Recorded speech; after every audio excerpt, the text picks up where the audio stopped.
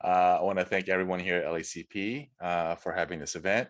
Jason, Brandon, Kevin, rest of the staff, and thank you all for being here this evening. I would like to acknowledge the Tongva and the Chumash, who are the original people who came before us, who lived on these sacred lands that we now know as Los Angeles. I also would like to recognize the Wapekute people, who were the original people who lived in what is now known as Minneapolis. That is the location from which our guest this evening will be speaking to us from. Our guest this evening is Michael Crouser. After setting up a darkroom in his parents' basement, Michael began making photographs in earnest at the age of 14. He has exhibited his photographs nationally and internationally, and in January of 2012, Leica Gallery of New York exhibited Michael Crouser, a mid-career retrospective, which featured 4 distinct series from 25 years of his photography. He has taught at the International Center of Photography in New York, the Minneapolis Photo Center, and the Santa Fe Photographic Workshops. Michael lives in his hometown of Minneapolis, Minnesota, with his wife and son. Before I introduce Michael, I kind of want to keep it a little bit loose this evening, and I talked to Michael about this. So as Jason mentioned, if you have questions during Michael's presentation, please feel free to type that in the chat, and I'll be monitoring that, and I may stop Michael and ask your question right away. We'll keep it a little bit more interactive. So, okay. So let's get this party started, shall we? So please welcome, round of applause for Michael Crouser. Yay. Thank you, everybody. Thank you. I know your microphones are off or I'd be overwhelmed.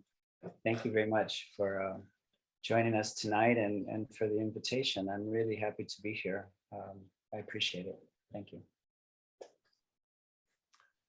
Okay, so if you are ready, Michael, you can go ahead and start with showing us some of your work. I'd love to. I'm very pleased to present to you some photographs. What I thought I would show tonight is, oh, look at that. It's strange. I wanted to show some pictures tonight from 4 different series. It was mentioned that at a show that I did at Leica Gallery, there were 4 distinct series, and that's 3 different books and 1 series in the works. And the book, not all the books were published by the time I did that show, but they have been now. And the 4th is still in the works. The first book that I ever did was called Los Toros, and which means the bulls in Spanish. And it was an undertaking in trying to have an adventure, trying to undertake a project that was not directed by anybody else, and also trying to learn to be a photographer. I was relatively young when I started this series. I was probably 23, 24. And I ventured off to Spain at one point, and ventured off to Mexico at another point, and down to Ecuador, all in an effort to learn about bullfighting and really learn to be a photographer. Let's say I was 23. I had already been taking pictures seriously for 9 years at that point, but I felt, that as a student, as a suburban person, as a young person growing up in suburban Minneapolis, I had maybe seen what I had to see or could see, and wanted to try something else. And I embraced this idea of bullfighting after seeing the first Corrida de Toros in Madrid. And I was immediately struck by the intensity of the spectacle, the fact that it was unlike anything I had ever seen before, the emotional aspects of it, the cultural strength of it, the history, the power, the controversy of it. I felt like I was watching something that maybe I wasn't supposed to see, and all of that went together with the fact that I was immediately struck by the visual aspects of it, and the challenge of trying to capture this with my camera. And I also there was a motivation to take on a subject that had been much photographed in history and put my own spin on it. I'm going to start moving through these photographs now. This was the opening picture to the book, and I wanted to open with a picture that introduced the subject in a way, like we were coming in to the subject. And this is the city of Ronda, Spain, and that on the left, upper left, is the oldest bull ring in the world, that was built for the purpose of bullfighting. And I got this picture by renting a medevac helicopter for some crazy amount of money, and I spent about 30 seconds making this photograph, and then we flew back to where we had taken off from. But I wanted to make this picture after seeing a really horrible aerial photograph of Ronda in another project. Um, Another goal of the project as time went on was to try to put my own spin on something. But how do you put your own signature on something? And as time went on, I learned that it had something to do with perspective, something to do with print presentation or image presentation. At the time it was print presentation, now it's image presentation. um, and this idea that even though the subject may be much covered, the images that you make in your effort can be as much a reflection of yourself as they can be a covering of a topic. Um, and that's something that I've been exploring throughout my photographic life, is how does photography reflect myself? And then what I say to my students is, how do you find your own voice as a photographer? How does your photography reflect you? And it's a pretty deep subject, and there are a lot of ways um, to present and explore that subject. But for me, I started hearing from people that my photographs really looked like me, and I couldn't understand what they were talking about really for a long time. And I came to understand that there's a softness to them that's maybe a bit like my voice. There's a darkness to them, an intensity to them that's maybe a calmness on the outside, but an intensity underneath. Um, a very formal approach to composition, which all kind of reflects who I am. Also, part of image presentation, I learned early on in my uh, education from this project, was that beyond just the softness and the darkness, there was a warmth that went to this as well. And some of the early efforts at printing this work in the darkroom, this is all shot on film, by the way, all printed in the darkroom.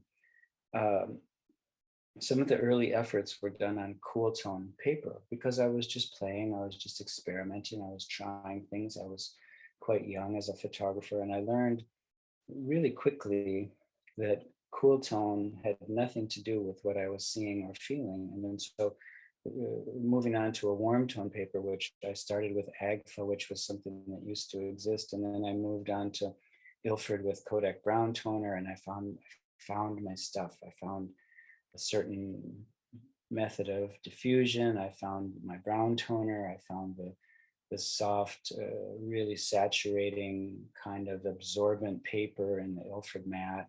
And it really just felt like me. It felt very familiar, and felt very much like how I would speak, uh, together with the images themselves. And when I came home from Madrid in 1995, I came home with 300 rolls of film, and I literally spent a year in the darkroom printing this work, And then when I was done, I started again because the pictures at the bottom of the pile, I wasn't pleased with it anymore.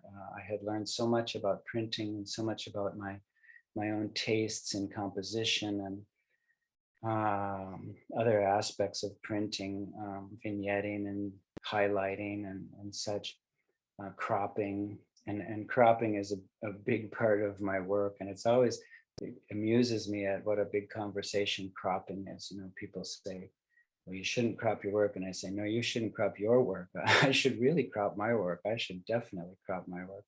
And I do.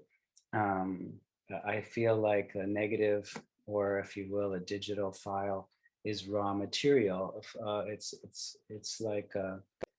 like the beginning stage. You know, you're not obligated um, by Cartier-Bresson or whatever to print the whole negative and show it and then say, yeah, it's really too bad that pink bird was there on the side because I really like it without. You can crop that pink bird out anytime you want. You have my permission. I feel like the negative is a starting point and the print is is the final product. I was doing an exhibition one time in New York when a friend of mine who was very familiar with my work online and very familiar with my books, he was standing in front of a print and he said, "What is this? What am I looking at? What's going on here? What's with the richness, the depth, what am I seeing?"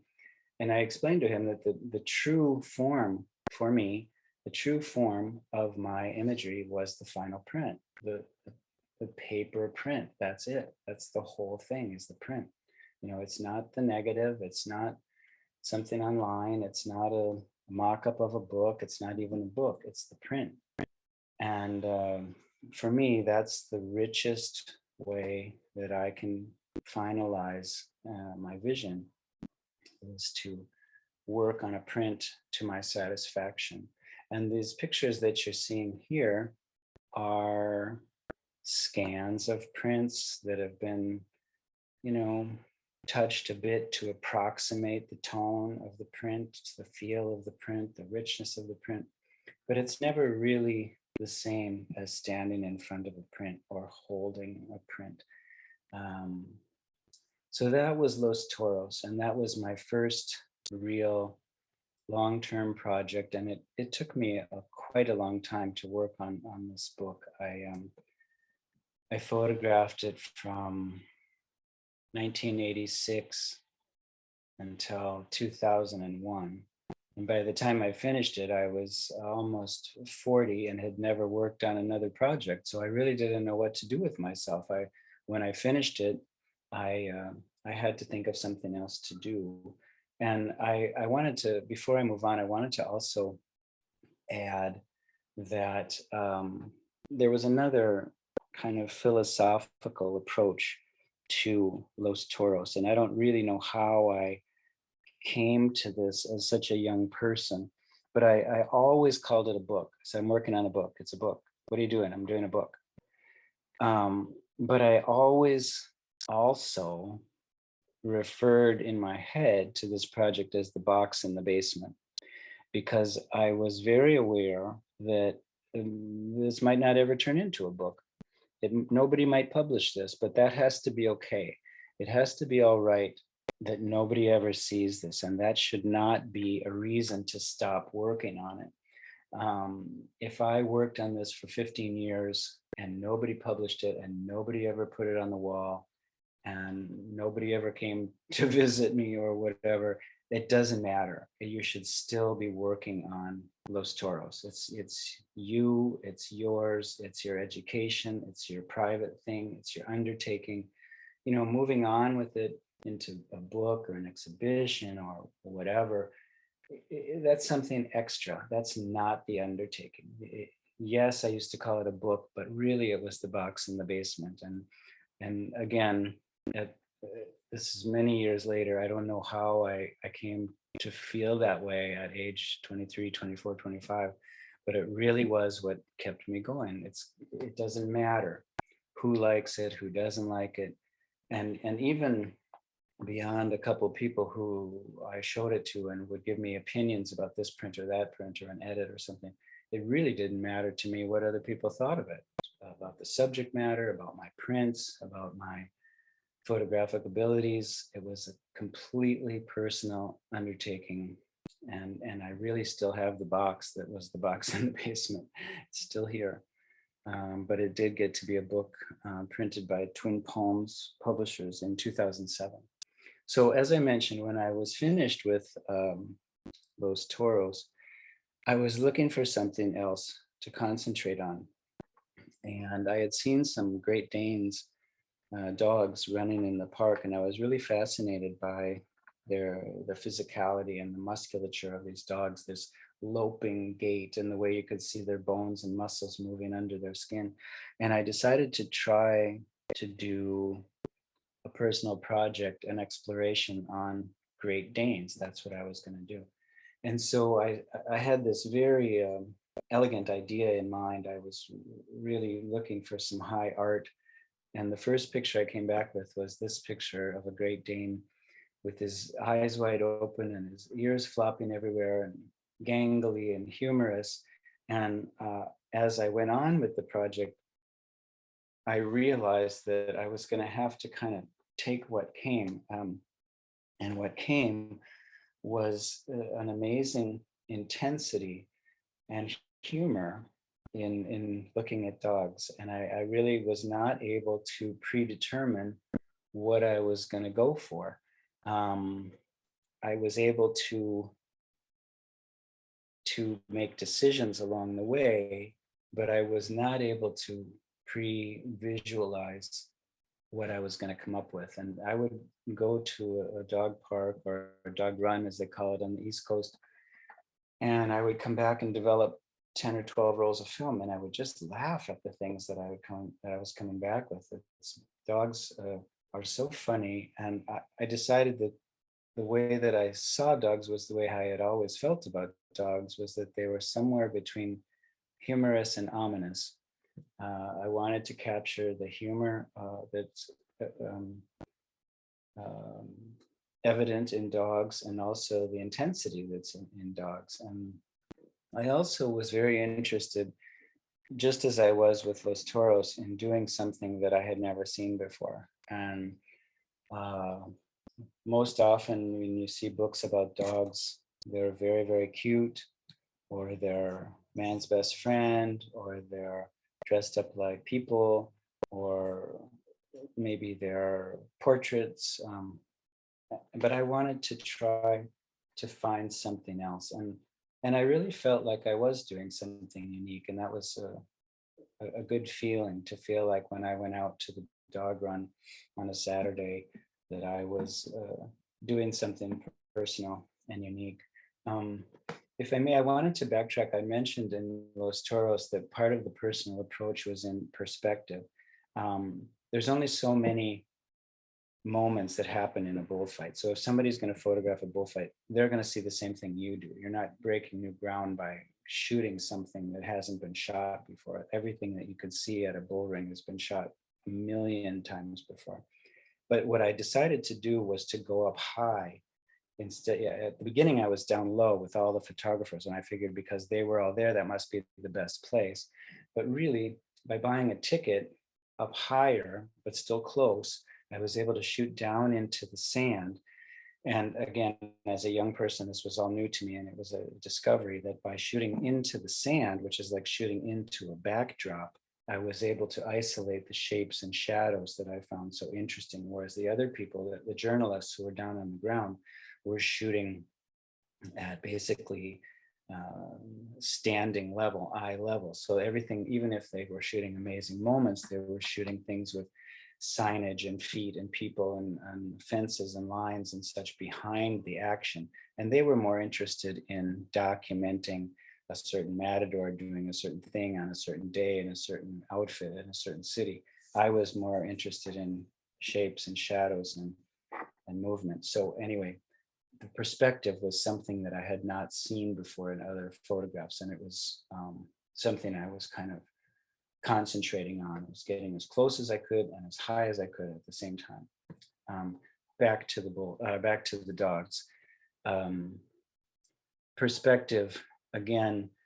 In this case, I remember when I first met Jay Maisel in New York, and I showed him this work, and he said, "You're so low. You're so very low," and really I was not. It looks like I'm very low, but the fact is that I was shooting with a 300 or 600 millimeter lens on a 35 millimeter camera, which really flattened everything.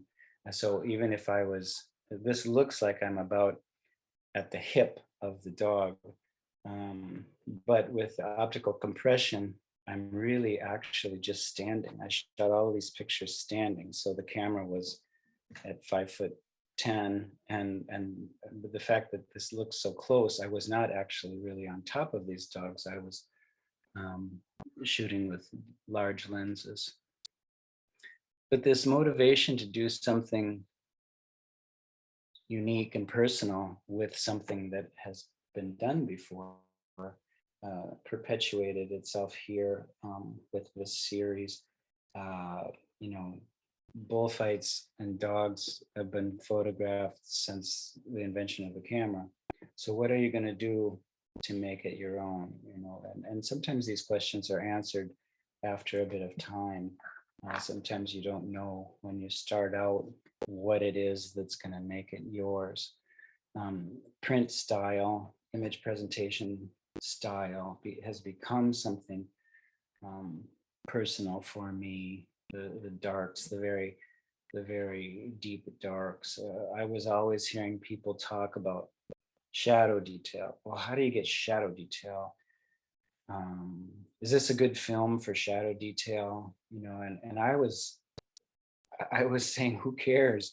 I've never really liked shadow detail. I like darkness as a shape. I mean, darkness can be used as a shape as opposed to, you know, stressing yourself out about um, getting the coat on a bull that's charging or something. You know, like here on this picnic table, I think a lot of people would have thought, well, how can I get that wood grain?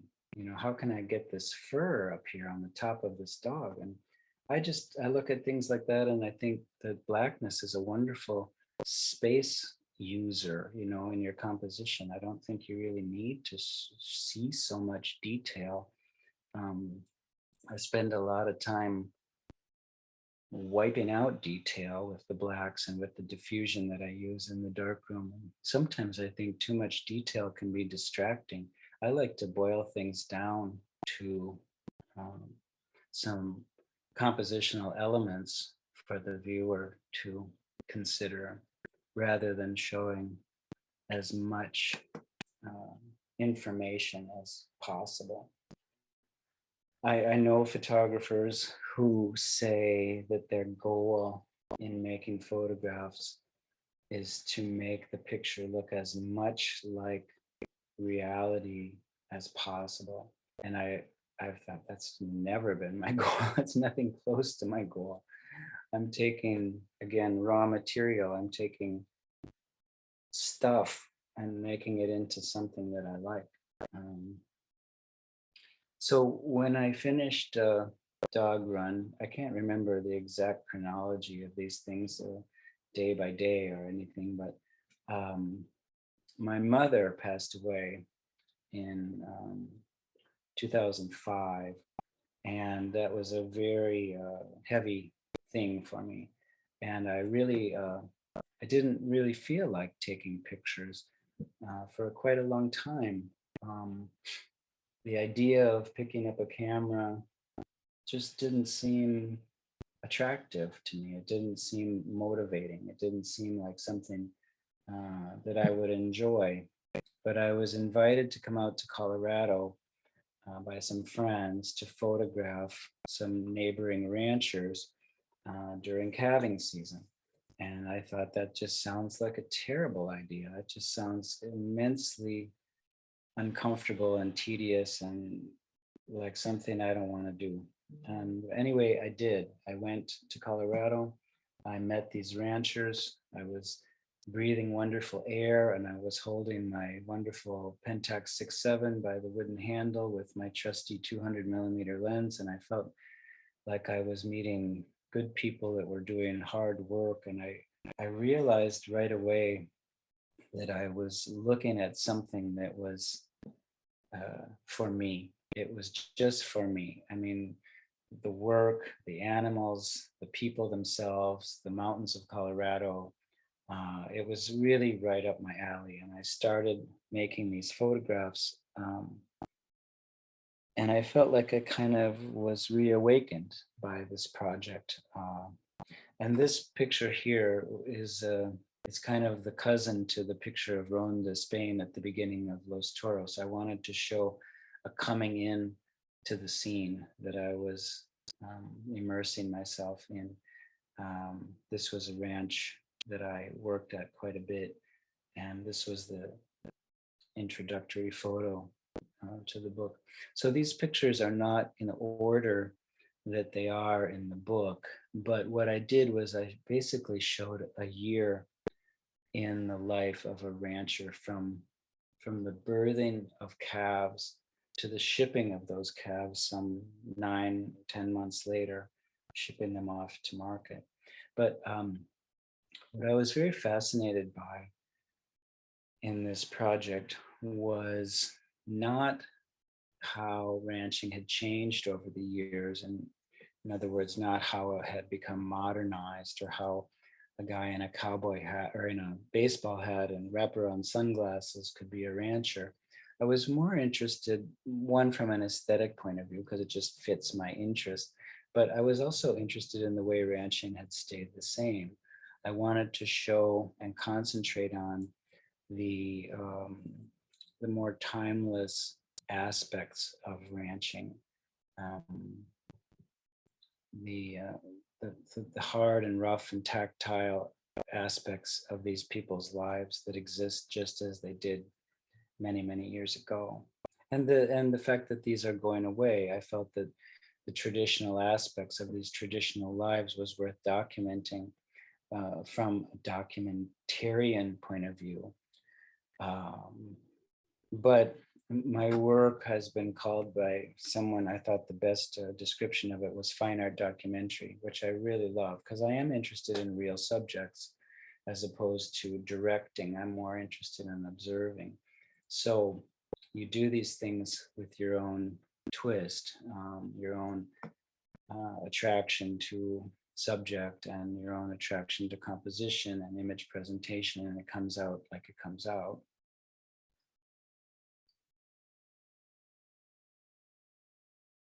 I actually found this bull skeleton with the help of a rancher woman who told me, I can't remember how it came up, but she said, you know, there's a bull skeleton up on the top of that hill behind a tree. And she could see that I was so excited. And she said, you and your dead animals. Yeah, it's true. I do like to explore the topic of death and intensity of life and death with my photographs.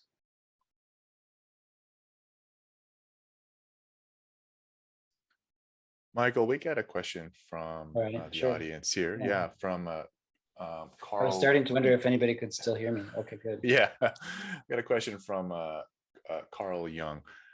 How do you decide what to include and what to leave out when putting together a book? Mhm. When it's a learning process. When I did Los Toros, I turned in something like, let's say, 165 pictures to the publisher. And to me, that was the project. To take anything out it wouldn't be the project anymore. This is the project, 165 pictures. And I was, my hand was held and I was walked along in the topic of editing. And it was a real lesson to me that sometimes less is more, and that I really did come to see that by winnowing out certain things for a purpose, that the whole becomes stronger. And the same happened here with Mountain Ranch, and it's never fun. Um, and sometimes you disagree with a publisher, the project exists in one form as the box in the basement, and it exists in another form as a published book. But once you put it out into the public, whether it's an exhibition or a book or whatever, you do agree to collaborate. And when you collaborate, you have to, by definition, take other people's opinions into account. And publishers in general, editors in general, they usually know what they're doing to some degree. And I don't enjoy that aspect of it. I made about 6, 7 different versions of Mountain Ranch with little 4x5 cards on my living room floor, looking at every spread over and over. Well, what if this spread follows that spread? Well, what if it doesn't? Well, what if it does? Well, what if it doesn't? I just was like going crazy with, well, what if I took this picture out? Are you nuts? That's one of the best pictures in the book. Yeah, but so-and-so doesn't like it. Well, who cares what so-and-so likes? Well, maybe they have a point. You can just go crazy with this stuff, but eventually there's a deadline, and eventually there's, you got to turn something in. And I'm not the first person that ever said that you don't finish a book, you abandon it. And editing is, I really love editing in the darkroom and with a loop, and I start by editing negatives, and then I put X's on my negatives, and then I make context sheets, and then I make fewer X's on the context sheets, and then I start to make test prints, and then you throw half of those away, and then you get down to the things that you really feel strongly about. But in the end, you're just a person, and you have your what prejudices toward something. There are pictures in Los Toros that weren't in there at first because I loved the one that came before it too much, and it takes some thinking and some painful realization when you think that one that was the greatest day of your life, where you did this thing and you met that person and you took that picture, that doesn't make it better than the one you took by accident, or with your eyes closed or upside down, or when you don't remember it or something. You still have to try to be honest with yourself and find the best imagery for the end project. Hope that answers the question. Thank you for that. With the interest of time, and I know you have, I think, one more body of work, do you want to continue with this, or do you want to start showing Tell me how much time we have. Well, I wanted you to, talk about at least the next project, and we have about this is the portion of the presentation where I would have a conversation with you. Okay. So if you want to go ahead and go into the next project, and then I can start talking about going kind of back and forth through the different bodies of work, and we'll have a little conversation. But I don't want to, I want to keep it loose, and so go ahead and just feel it out if you want to continue with this, or if you want to go to the next one. That's fine. Well, I'll tell you what, I'm just going to zip through quickly, and then we'll get on to the next one. I don't mind that. This is one of the first pictures I took from Mountain Ranch of a young girl named Madison George. And then when I finished the project, I took this pic. She's 12 here, and I took this one when she was 22. So this was her at the beginning of the project, and this was her at the end of the project. And I ran those pictures next to each other in the book. Portraits were a new thing for me when I put out this book, and I was very happy to use the faces of these people who are obviously clearly as much a part of the world of ranching as the landscape and the animals are. So I'm just going to fly through these pictures. You can, if you have any questions about them, you can remember and ask me at the end, and I will move on to something that is an ongoing project that I call Cintiempo. And what Cintiempo is it means without time in Spanish. And it's an exercise in photography and in seeing and looking that shows itself in all of my work, which is that idea of being without time. And when I say without time, what I mean is that the pictures don't reflect a certain moment in time. I try to keep signposts of modernity or 2021 or 1986 or 1994 out of my photography. And I try to make photographs that are often indistinguishable as to when they were made. And so in the end, I grab these pictures here, I grab them there when I'm traveling or when I'm working on something else, and they become part of this series called Cintiempo, which in the end, the parameters, I don't know what they're going to be. There's some pictures that probably are included here that may not be included when the project finds whatever final form it's going to be in, whether it's a book or something else, I don't know. But like, for example, I made some pictures in Tibet some years ago, this being one of them. And I would love to do a really long-term project on Tibet, but I probably won't get back there until I'm maybe 80 or something. And I don't know if I will have enough pictures of Tibet to make a full project. So for the moment, they're finding themselves in Cintiempo, which again means pictures without time. I'm often really inspired by finding locations that look like they could be from any time at all. And again, I consider it an exercise. I consider it a project that's very personal, and perhaps someday it will be something. But it's also a theory and a practice and a method and an approach to photography for me is Cintiempo.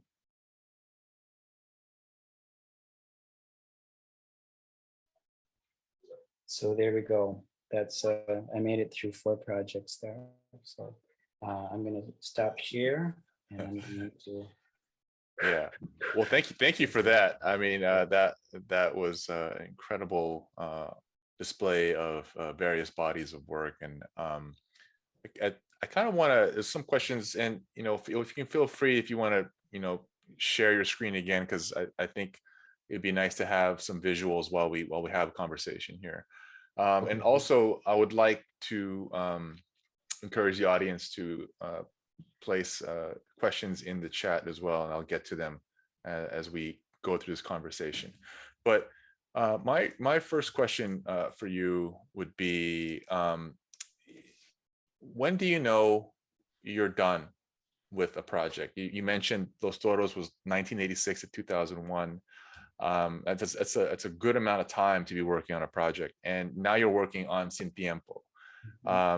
When do you know you're done with the project, and is it different for each project that tells you when you're going to be sort of finished with at least principal photography? With regard to Los Toros, I decided that I was telling a story of one day in a bullfight, if you will, from and it wasn't, again, like nobody had ever done such a thing before, but it seemed to me the best approach to presenting bullfighting as a photographic subject. So what I did is I decided that the opening point was coming into the city of Ronda, and the end point would be the dragging out of a bull after it's dead. And so as I learned more about the subject, I learned how I want, or which aspects of it, which moments I wanted to tackle. And when I got a photograph that I thought was original and of quality and that I was proud of, then I would not seek to work on that moment anymore. And so by the end of it, I had covered the whatever it is, the 35 or 40 moments that a person can see in a bullfight, or that I would see in a bullfight. And sometimes those are different than other people would see. Like there's one picture in Los Toros of a hand grabbing the sword out of its sheath and pulling it out. And that's the sword that the matador will kill the bull with. And I had never seen a photograph of it. But and usually when the matador is doing that, the people in the crowd are sitting back and talking. They're kind of exhaling. And they're like, "Oh, that was pretty good, wasn't it? What do you think he's going to do now? I wish he would have done this, or he could have done that better." But I was always watching these kind of unscrutinized moments, like the hand pulling the sword out of its sheath. So there were things that I thought should be included that I had never seen included before. So anyway, it's a story, and that was my approach to Mountain Ranch as well. As I learned about the subject, which I knew nothing about in advance, I learned which, what goes on in a year and what are the most important kind of benchmarks in a rancher's year. Um, that can be birthing of calves, um, turning cows out for the summer, bringing them back, and the summer work, which involves horses, and there's shipping and what they call preg checking, which is seeing which of your cows are going to deliver calves the coming year. There's fencing, irrigating, all of the things that drinking whiskey clearly, all of the things that make up a rancher's life. And I figured that when I had covered those moments that fascinated me to my satisfaction, that there was no sense in going on. Also, I think there's like a fatigue that happens. Can I go back again? Can I really go back and shoot again? There were a few moments where I had camera malfunctions, where I had to say to myself, if you really want this picture, you've got to come back next year, like a year from today. You have to come back and get this photo because you didn't get it and you want it. So that means the project goes on for another year. Right. Um, you mentioned earlier in the presentation that you were uh, trying various photo papers until you found one that spoke to you. This was specific to Los Toros, but Mhm. I wanted to ask you, in what ways do you implement experimentation today with your work in your process? I have to admit that it's less so now than when I was starting out. I really enjoy my method. I really feel at home with my approach to shooting film, developing film, editing, printing so that it looks and feels like myself. I know there's an attraction to growing and changing and expanding. And I actually am um, starting to work on a project that's kind of been in my head for many years, like 20 years, and it's color and it's large, very large prints, and it would be very different. Nobody would recognize it as a Mike Crouser picture unless I explained to them the similarities and the approach. But I don't have it yet. I don't have it to show you or to explain, but when I do, I'll let you know. But I am thinking about something, a bit of a departure. Um, that's as best as I can tell you. I love printing and I love to print how I print. Um, it's not very adventurous, but it's true. So it sounds like this answers, and thank you for sharing that, because this answers Olga Merrill's question: was what's your next project? And it kind of you Yeah. kind of answer that question. So the experimentation now is kind of sort of in the subject matter itself and sort of the approach, because now it's going to be in color, as you mentioned. It's also it's if I ever do it, which I really hope I will, it's going to be color, but it's also going to be completely arranged. It's not observational, like this picture here of this dog I took when I was sitting on the ground with two ranchers who were taking something of a break. They had been chasing calves and checking their calves, and they just decided to sit down in the grass. They got off their horses, they laid down in the grass, and I was sitting by them, and their dog ran off to chase something, and they called the dog back, and the dog was running, and it had to give one last look whatever it was chasing, and that's how I got this picture. So, bullfighting, dog run, mountain ranch, they're all observational, with the exception of the portraits, which are collaborative to some degree. Um, it's all observation. I was on a horse when I took this picture. I was following this man and his work. But if I do this project, it's going to be much more of director and subject, which would be quite a departure, really. We have another question here from the chat from Pat McCann. What would you do differently if you were to start your photographic journey at this stage of your life? Pretty heavy question there, Pat. What would I do differently if this is, by the way, this is the photograph that I had to come back and do again another year later, because Oh. I had two Pentax cameras that both malfunctioned at the same time. Oh. What would I do if I were to start my photographic career over? Well, maybe for that shot, bring a third camera, I guess, right? Well, yeah, shoot, digital. That's a really good question. I've never been asked that question before. My commercial life, which mostly existed years ago, allowed for my fine art life. And there was a time that I was very, very busy with both things. And I never really cared much for commercial work. And I always kind of took it for granted that I would always be able to do that kind of work, and that it would always provide for the other kind of work. And, that's not always necessarily true. I think that commercial photography is a real specialty, and it's something you have to work very hard at to maintain a career, to maintain a livelihood.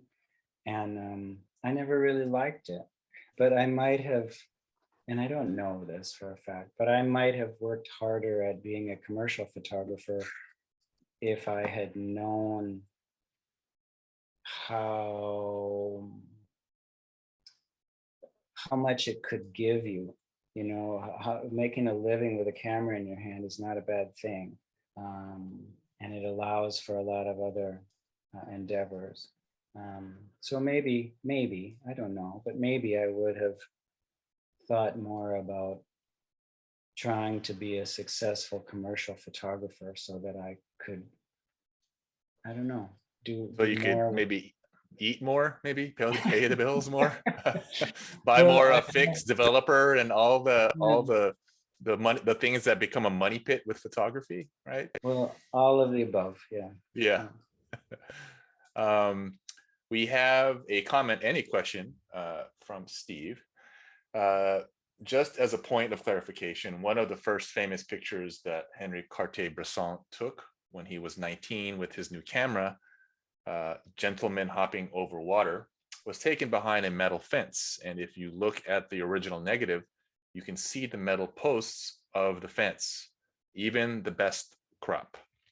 I am fully aware of this, and I have that image and the negative and the full image in my holster for a lot of talks that I do when people ask about cropping, and I can pull that up at a moment's notice and say, even Cartier-Bresson, who, I really love his little short film, The Decisive Moment. I really love how dismissive he is and how kind of curmudgeonly he is. And he's sort of talking like, well, if you can't do this, you can't do that. You can't do it, you don't do that. You don't do it. You don't take a picture twice, you take it once. Well, you move on. I love that. I just think it's so amazing. And one of the, with that accent and that way of speaking, you just think he's saying, you don't crop pictures. You take the picture. If you can't get it, you can't get it. You just move on. But he cropped plenty, and right. And I worry that some people get too upset and obsessed about what somebody said one time. Right, a little dogmatic. Yeah, Yeah, him say, yeah. Even if it's your favorite teacher, even if it's Right. your favorite teacher who says, whatever, you should never shoot film, you should never shoot digital, you should never crop your pictures, you should never print larger than 8 by 10, you should never, Yeah. and Cartier-Bresson, who some people feel is the oracle, he says he never printed his own pictures because hunters aren't chefs. Well, guess what? A lot of hunters are chefs. A lot of hunters love to cook their own food and experiment with Yeah. it. And a lot of photographers love to be in the darkroom. For me, the hunting aspect of it is just the beginning. And Yeah. It's interesting. It sounds like Henry Cartier-Bresson had like he was playing his persona I think so. as the actor. So that's his day job. But then behind the scenes, he's like cropping.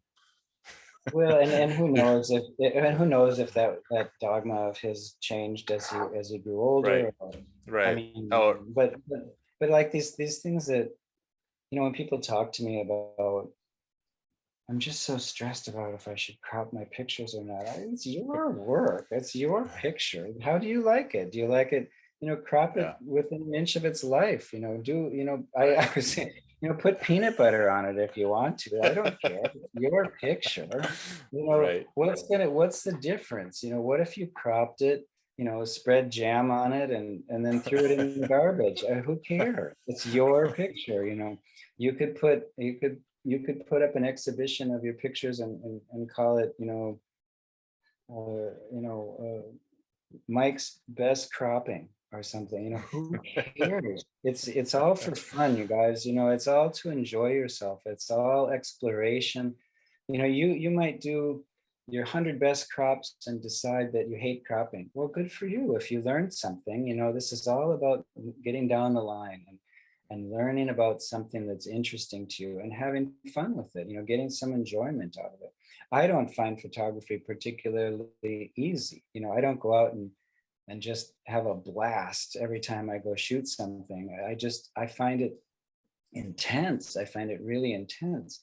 But I do what I want to do. I do it my way. I take pictures my own way with whatever cameras I want. And I used to print my pictures really dark, and I would every now and then someone would say it's too dark. And I would say, too dark for what? For you? Who cares? Um, I just want people to do what they want to do. Do what you want. And if it doesn't make you $1 million, well, how many of us do make $1 million? If it doesn't get you in the permanent collection at MoMA, well, don't be so surprised. It's really tough to be a famous photographer. You Right. should enjoy what you're doing. You should do it for the enjoyment of it, the education of it, the growth of it, the learning of it, the experimentation. Go back to that idea of the box in the basement. It's all for you, and you can go down to your basement anytime and look at the stuff that you've done for yourself. This, by the way, was that photograph that I was so proud of because I had never seen anyone take a picture of it before. This moment when the matador finishes a bit of his work and retreats to the fence, and his sword handler comes over and meets him, and they bang the sword on the side of the fence so that it comes out a couple of inches, and they wait for the guy to put his hand on it and draw it out. And it just so happened that this happened right in front of me, and I saw where the guy banged the sword on the fence. I saw that the matador was coming to get it, and excuse me. In a sense, it was one of the easiest pictures I ever took because I completely pre-focused on the handle of the sword and waited for the guy to come and grab it. And when he did, I just snapped the picture, and I was just ecstatic. I just couldn't believe I had just done what I had done. A pretty intimate moment, which leads me to like the question that Steve had. Do you have a go-to lens that you use a majority of the time? I absolutely do. When I went out to Colorado to photograph Mountain Ranch, I started by bringing out a lot of gear. And in the end, I realized that all I needed was, for my Pentax 6.7s, All I needed was a 200 millimeter lens because it was the best for everything. I shot portraits with it, I shot landscapes with it, and I shot action with it. And it's just me. That if there was a camera that was me, it would be a Pentax 6.7 with the wooden handle and the 200 millimeter f4 lens. That's it. Now there were certain things that I couldn't get. I couldn't get close enough, or I couldn't shoot the action as like the way that I wanted to. So I always had a Nikon f4 with me as well, with a 300 millimeter lens. And so those two things, those two animals, side by side, were my cameras. And I only brought two lenses, one for each camera: a 300 millimeter for my 35 millimeter camera and a 200 millimeter for my 6.7.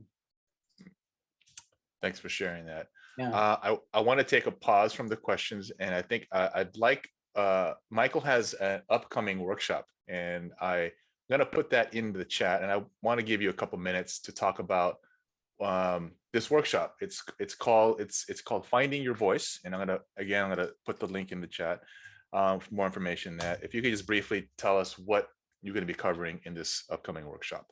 Yeah, so finding your voice as a photographer is something I've been teaching for a lot of years, and it changes a little bit here and there, but the basis of it is um, you make decisions as a photographer in the pictures that you put in, and I've narrowed it down to 10 factors or decisions, and it depends on the class and how long it is. And I think in this class we're doing 6 or 8 of those factors, but we'll talk about all of them.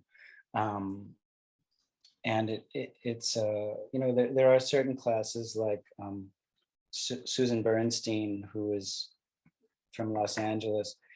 She does a class that gets to the personal aspects of your photography, but it's more like who you are inside and what your motivations are and what your fears are and things like that. Whereas for me, it has more to do with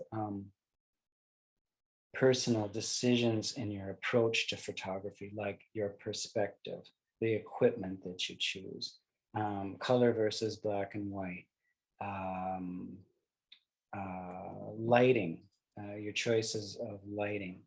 And all of these things they sound so basic, but in the end, these decisions kind of define the work that you're doing when you put them all together. And we look at at examples from famous and established photographers who use light in different ways, and the way they use that light has come to, that becomes a Herb Ritts photograph. It becomes an Albert Watson photograph. It becomes a George Hurrell. It becomes an Annie Leibovitz. It becomes, whoever it is that's wielding those lights or mixing the natural and the artificial light in the way that they do. Ouija using a handheld 4x5 versus John Sexton, who uses a 4x5 on a tripod, versus let's say myself, having a handheld 6x7 medium format, as opposed to somebody that uses 8x10 color Polaroid or 8x10 black and white Polaroid, or a plastic camera with a plastic lens. Those things start to become signature, and the way that a person uses those things helps establish their voice as a photographer. Perspective, I like to look at vintage sports photographs of Neil Leifer, who in my mind is still one of the greatest sports photographers, but a lot of it had to do with the perspectives that he was choosing. And for boxing, he would put a camera in the ceiling, and he would get as far away from the action as he could to cover World Series. It goes against the instincts of a lot of us, where you got to get as close as you can. Well, sometimes the perspective is very, very different. I think he was the first person to put a camera inside a net in a hockey game. Now it's in every game there's a camera and a TV camera, and probably more. But figuring out new ways to approach photography that feel personal to you. Your print presentation style, or again, it's now become image presentation style because not every picture makes it to print. Do you like hypersaturating after the fact? Do you like diffusing your black and whites? Do you like a straight print? All of these things go into making whoever it is, whoever you are, to making your signature picture. And I really believe that after enough time and after enough experience and experimentation, that your photography becomes a reflection of yourself. Um, Much in the way that it was shown to me, I didn't figure this out myself, that my own photography was a reflection of myself, my speaking voice, my approach to people, my personality, my way of being, my likes and dislikes. I think about this stuff a lot, and color choices, warm tone versus cold tone, and I think about how these things go back to even childhood. I used to have a deck of playing cards that somebody gave me, my parents gave me, I think, for Christmas. And on the back was some wood with like a leather strap on a gun, and there was probably some some meat or something in there, and all the colors and all the textures and all the fabrics and everything. It just was like, these are the greatest cards in the world. These are the greatest playing cards I've ever seen. And it just was me. It was all about the stuff that I liked. And I wasn't even a hunter at the time. It's just that I liked wood and warm tone and leather um, and such. I remember going into a craft store with my mom one time, and they had rawhide laces behind the counter, and I asked her if I could have one. Can I get one of those rawhide laces? And she said, what are you going to do with it? I said, I have no idea. I don't know. I just like it. I don't know. I just want it. And so there's these tactile things, these kind of natural things, these animal things, mud, dirt, blood, red wine, leather, wood, these things, they all just feel like me, and they're worth exploring to me. To somebody else, it might be like shiny white linoleum and blue popsicles and the yellow sun, and that's them. It's not me, but it's them. And so if their photography starts to realize that and show that, and it becomes what they like to show as a reflection of themselves, how wonderful. Right. Thanks for sharing that. And again, the information for his upcoming workshop is in the chat. I'd like to transition to our next part of this presentation, which is the 5 standard questions that we ask each presenter. And then we'll wrap it up with any remaining Q&A after these 5 questions. So Michael, I'm going to give you these questions one at a time, but I want a rapid fire answer. The first thing that comes to your head, and that'll probably be the honest answer too. So first question. Yeah.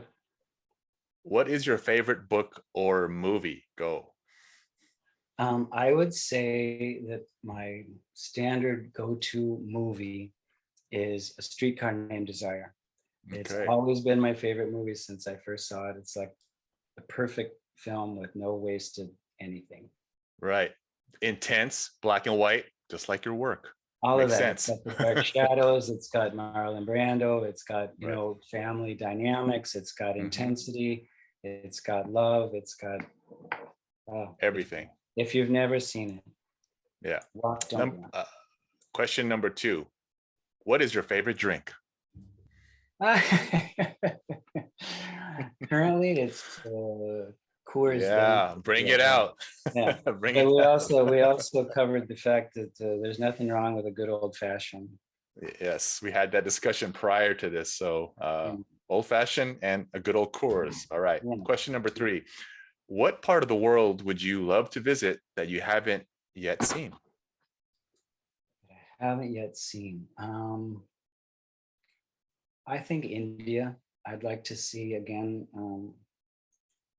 I feel like there might be a Cintiempo aspect to it, but also an intensity that I don't find in, uh, well, in parts of Minneapolis anyway. We moved to North Minneapolis about a year ago, and I'll tell you, it's a little more intense than I'd like. But I think that there might be a, a realness of life there that I probably would find emotional and um, valuable. All right. Matt, India is also on my list as well. Next Yeah. question. What profession other than photography would you have enjoyed? I think about these things a lot too. I think I might have been a good chef uh, because of the similarities to the darkroom. You know, taking a bit of this, a bit of that. You put your own touch onto it, and you come up with a final product for yourself or for someone else. And but there are other things that are, you know, I might have been an auto mechanic, you know, because I could see myself, you know, getting my hands dirty and tinkering with this and that to come to um, a final solution to something. I kind of enjoy plumbing because it's a problem solving. You know, how do you get from A to B? Um, those are the ones that come to my mind. Yeah, very tactile, very, getting your hands dirty. Yeah. For sure. And you know, usually you bring up the word tactile, and I don't mean to derail the question and answer here, but tactile is something that's very important to most of my presentations. And I talk about tactile photography a lot. Everything's touchable, from the film to the camera to the processing of the film to the printing to the drawing to the glass to the light to the air. I like photography that's tactile. And other people are different. You know, everything is encased in a computer. Mm.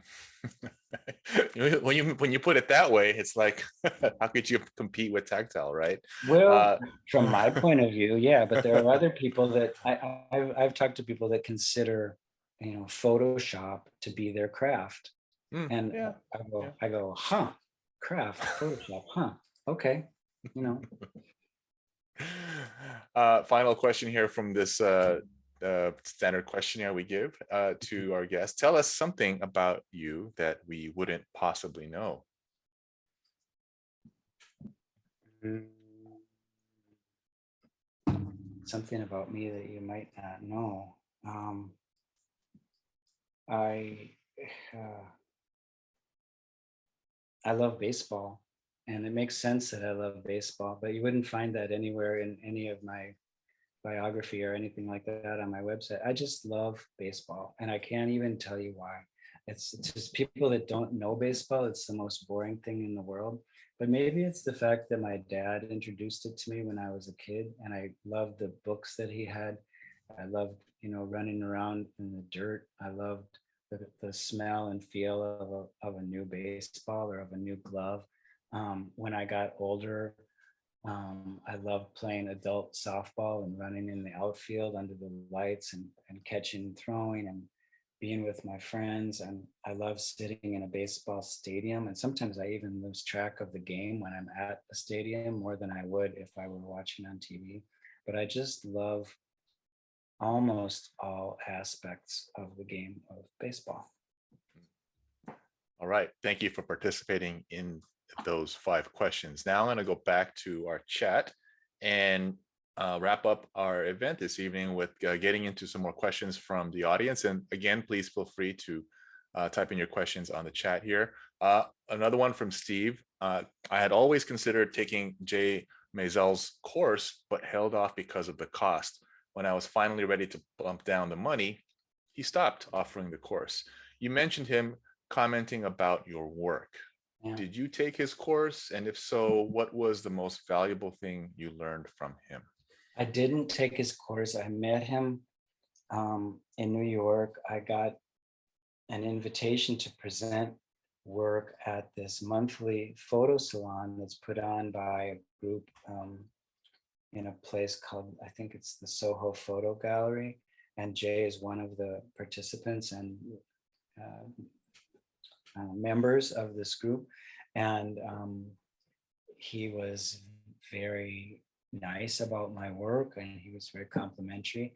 And then I think it was a year later, I got invited back again, and I showed another series, and he was again, this, I think that's when I showed the dog run work. Um, and let's see, I don't remember exactly the chronology of the whole thing, but at some point, I think it was for Mountain Ranch, I asked him if he would give me a comment, a blurb from my book. And he invited me to come over. And, he's a little bit of an intimidating character. And I know that some people wouldn't take his class just because they don't want to get sweared at. um, but he comes off as being, he's kind of a big guy, and he's kind of got this voice that's, can be a little intimidating. But he couldn't have been nicer, and he couldn't have been sweeter, and I could not have asked for a better recommendation, quote, blurb, whatever you call it. I still use it when I apply for grants. I always call his assistant and say, can I use that quote? Can I use that letter? And so I can't really answer the question about the valuable aspects of his class. But I just think I've seen a lot of videos about him, and I've looked through his work a lot. And uh, I might have liked to take his class, but in the end, I'm just kind of glad that I made friends with him, and that we keep in touch a little bit. And I'm just happy to know such a person that is so good at what he does, and insightful and kind. I know that doesn't really answer your question, but it's what I got.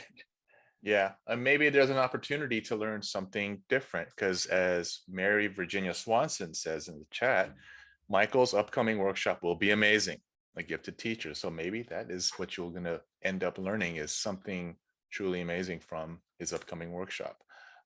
We have another question here from Debbie Arlook, and I want to kind of, she's mentioning the how you talked about the blacks, the shadows in your work. And her question is, you mentioned darkness of these images, which are stunning. What's the difference between dark and muddy, in your opinion? I guess, well, I'm just going to say something a little flippant. I was going to say that muddy is unsuccessful. I don't know. Muddy to me means un, un, unclear or unclean, or I think sometimes I like darks, but I also like whites. And I think sometimes that contrast between light and dark can get lost without knowing how to achieve what you're going for. I think sometimes muddy is to me is an unsuccessful print because I wasn't salvaging the whites, or it could be too much diffusion, or it could be um, a ruined negative or something. I think that it's interesting that I'm going negative with muddy, because I sometimes say that I think my pictures have more in common with making mud pies than with digital photography, because I feel like I get in there with a bunch of stuff, some chemicals, some paper, some negatives, and I get all messy and I ruin my clothes, and there's water everywhere and stuff, and I come out with something that I think looks all right. And it's kind of like making mud pies, but I don't think that my pictures are muddy. I think that they're a lot of times, how do I say this? I'm If wondering if the anything, word is intentional. I mean, you talked about how you would intentionally have some of the parts in like dog run, it's just gone black, but that's for not by an sure. accident. And people would say, why don't you open up to the shadows there and get more detail? And you're like, well, why would I do that? That's because you Right. really intended to have that shape. It's all about intention, I believe. So I Right. guess maybe the muddy versus dark is like, maybe the muddy is like kind of, you said it's unsuccessful with what you were trying to capture. Maybe you're kind of compromising, you're not really sure where you're going with it, versus your use of it is like purely intentional. You don't care if it's going to go that dark because that's that's kind of what you wanted. It's part of the composition, part of the content of that image. Yeah, that's a very good description of what I'm trying to say. Yeah, muddy's an accident, and dark is a goal, I guess. Let's say that. Yeah. Oh, Steve says Rays are up 3-0 versus Red Sox. Just giving you a little update there. Thank you very much. I lived in Boston for 1 year when I was a little kid, and there's still a part of me that roots for the Red Sox just for that. Sure, why not? Debbie's comment, I thought of some of my images were just dark, not muddy, but someone thought it was. I did not. And I think that's where you come back and you give a Michael Crouser answer and say, no, it's just right. It's what you want, Right. like if you looked at that picture and you thought, under certain light, it's perfect, so I'm only going to show it under certain light or whatever. If it's good to you, then it's good. Yeah, I mean, you Yeah. could take it to a portfolio review, let's say, and those are always an adventure. But somebody's going to say it's so dark, and you're just going to say, yeah, I try to do that, and they're going to say, well, I can't get behind this, I can't buy this, I can't show this, you're like, okay, thank you very much. But it's for you, it's what you want. It's almost like people that write music, are you writing it to sell records, or are you writing it for yourself? There's nothing wrong with writing music to sell records, but sometimes those things combine, they coincide.